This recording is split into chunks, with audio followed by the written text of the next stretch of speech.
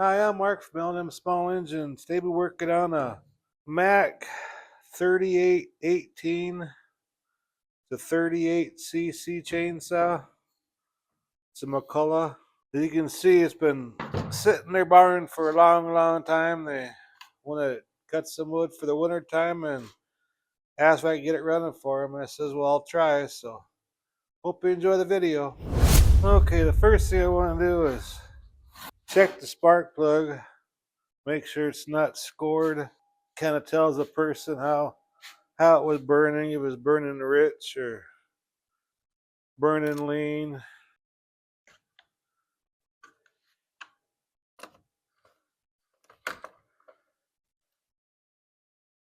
It's actually burning pretty good. Almost burning pretty much perfect. It's not too sooty. It's not too dry. Well, being that plugs out, we'll go ahead and put a new plug in there and won't have to worry about that part of it no more. Go ahead and gap this plug here. Should be around 25. And before I put this plug in, I'm going to spray a little bit of WD-40 down there just to kind of lubricate the ring on the piston. It hasn't been ran in a while.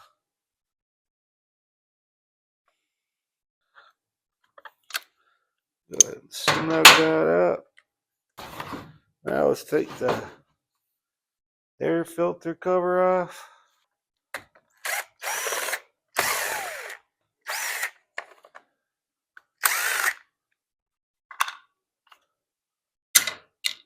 The air filter is all crumbling apart, so we're going to put a new foam filter in there.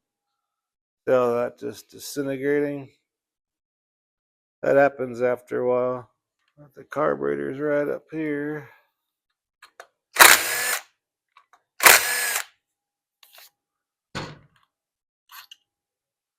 Might have to replace the fuel lines. They look pretty brittle, but then some kind of a mud wasp or all kinds of, like a mud wasp or something. I don't know. Huh. Look at that. Yeah, there's a broken fuel line there, so we're definitely gonna have to put all new fuel lines in here. But the fuel line that goes to the primer bulb is broke off. Best thing to do is just put all brand new lines on. So it just breaks off.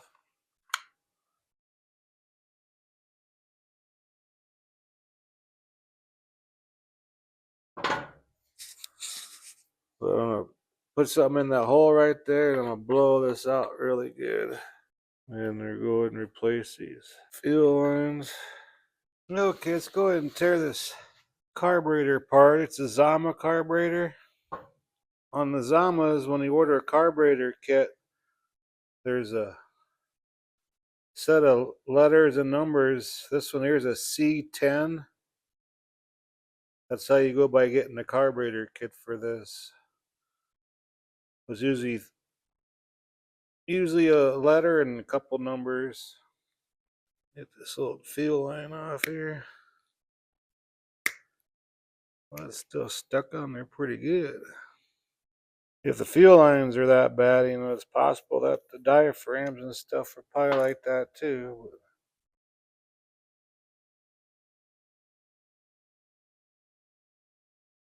Actually, that side looks really good. It's nice and clean in there.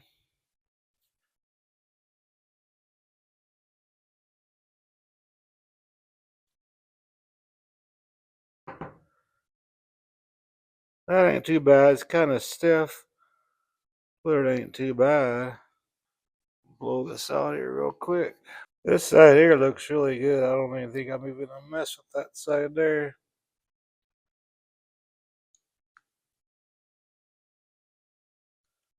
I think the fuel line just broke. That's probably why they quit running it. That's probably why it quit. They just never got it fixed.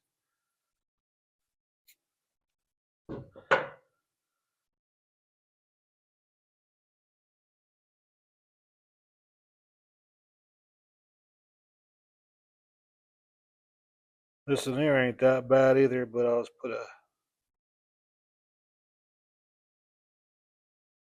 put a new one on there.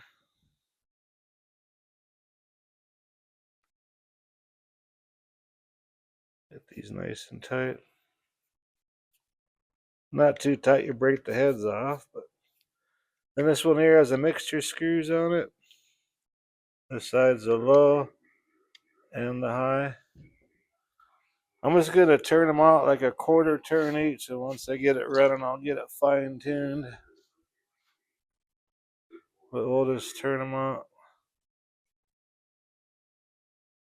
just a little bit. Okay, now we can go ahead and put all the new fuel lines in there. Okay, back up in here, there's two holes. One's the pickup line and one's the return line. And them holes right there is actually half-inch space between that and the gas tank.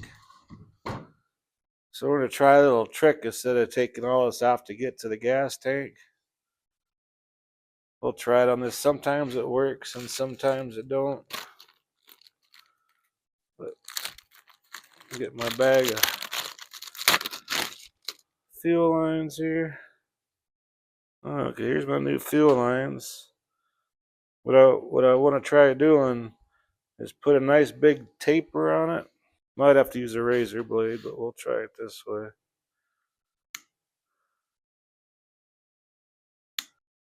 I'm gonna put a big taper on there like that, because you have to put it through that first hole and get it started in the gas tank itself. Then we can try getting the pair of needle nose where the gas cap goes and try pulling it out. We get something to raise this end up. If it don't work, we'll have to tear the gas tank out. See them two holes in the back, right here and here. There's like a half-inch.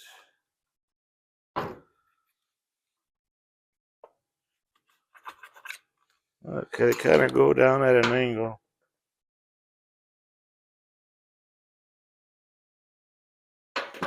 Let's look in the gas tank, see if that piece is starting to come out. No, not quite. Kind of twist it around. Let me feel in there. I can just barely feel it there, just coming through. Put some lube on it now. Okay, I got it started going through that hole in the gas tank. I apologize now because there's no way I'll be able to get the camera in there, but just grab your pair of needle nose and just slowly. There we go. That way, doing it this way, you don't take the gas tank all out of there and stuff when you have that double walled one. So this one's going to be our fuel pickup. This is the one we're going to put our fuel filter on. So that spot, that tapered spot, we'll cut that off. And I got a little pair of needle nose. I kind of ground the ends off where it fits in there, where you can kind of just stretch it out just a little bit. We can put our fuel filter on there, like that. Go ahead and drop it in there. Okay, now we're going to do the same thing for the return line. This thing has a primer bulb on it. So what I'm going to do, I'm going to just use the other half of this line, and when we figure out how much we have to cut off, then I'll use the other part to hook up the primer bulb and stuff. But this is the same way as before. Kind of got to make a big taper, because it's like maybe 7/16 inch, half-inch between that wall and the gas tank. Try that. I might have to narrow it down some more. So if you put a flashlight inside the tank, you can kind of see where that hole is. I think I got it. So let's spin it around. And there we go. This will not be that long. This is this return line. Just cut that end off. And put our gas cap back on for now. So now we got our lines run to the gas tank. Like I said, I probably can't get a camera in there, but I tried showing you the best I could.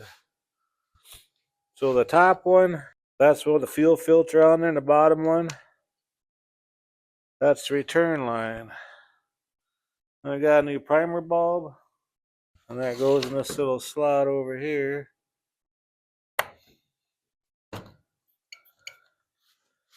Okay, so the whole thing behind the primer bulb thing, carburetor sits like this. So this top line is going to go to here.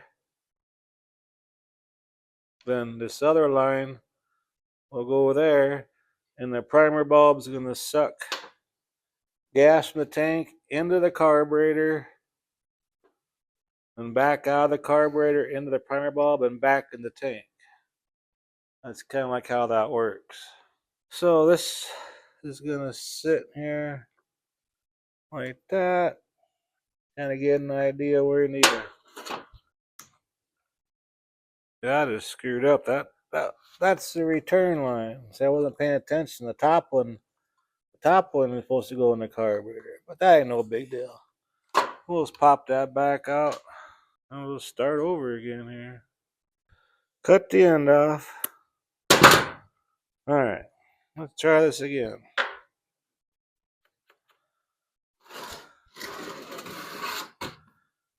Okay, the top one. That's the one with the fuel filter on it. That's the one we want to go in this one here. There we go. Now I kind of want to spread that. And I'm going to put just a smidgen of lubricant in that one too. Intake tube's a little bit bigger than the fuel line. Get on there as far as it will go. Let's hook up the throttle. Okay, so this is going to go to the primer bulb. And there's the old one. The center one, that pushes the gas that way, and this outside one, that's what brings the gas in. So we want this line to the center one, so when it circulates, it's pushing the gas all the way through. And the center one, that's the longer of the two.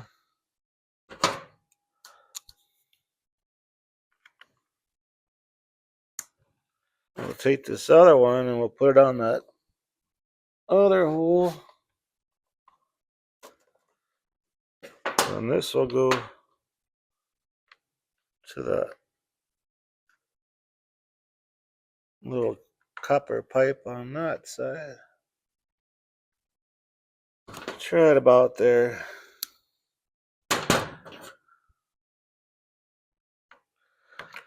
Like so.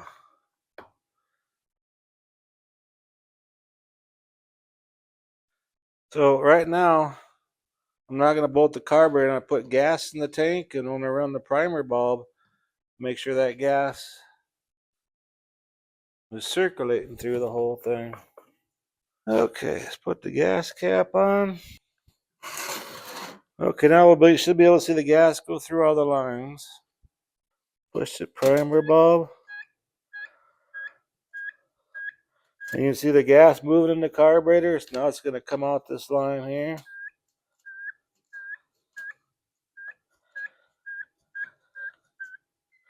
See how it's coming through? Now it's going back in the tank.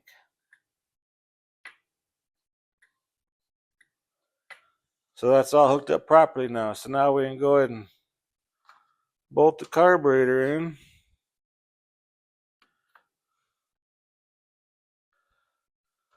Put this little nut back in there. There we go.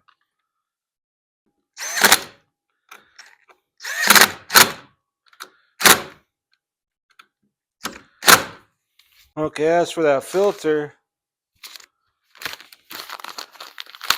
You can probably order them online and stuff, but these old Lawn Boy filters,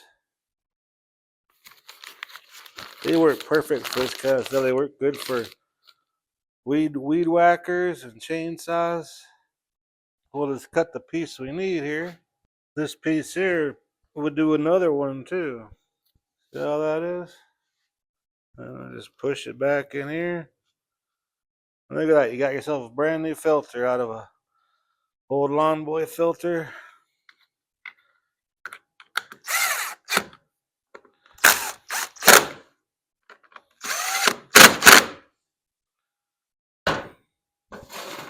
Okay, now the next thing is, make sure it's on. Well, let's pull the rope, see what happens, I guess.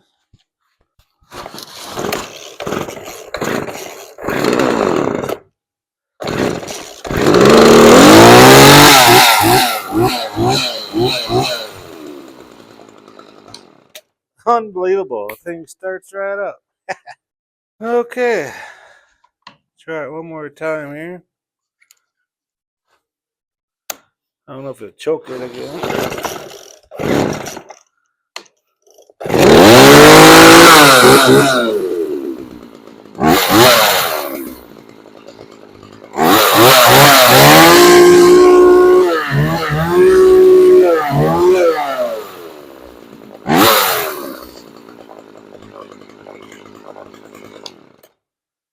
All right, well, I hope this video helps you out. I'm gonna sharpen the chain for him. But anyways, if you have a saw like this, doing that trick on them 2 walls for the gas tank, it makes it so much quicker. But hope you enjoyed the video. Appreciate you watching. If you like my videos, please press the like button. Please subscribe. Anyway, you guys have a good afternoon.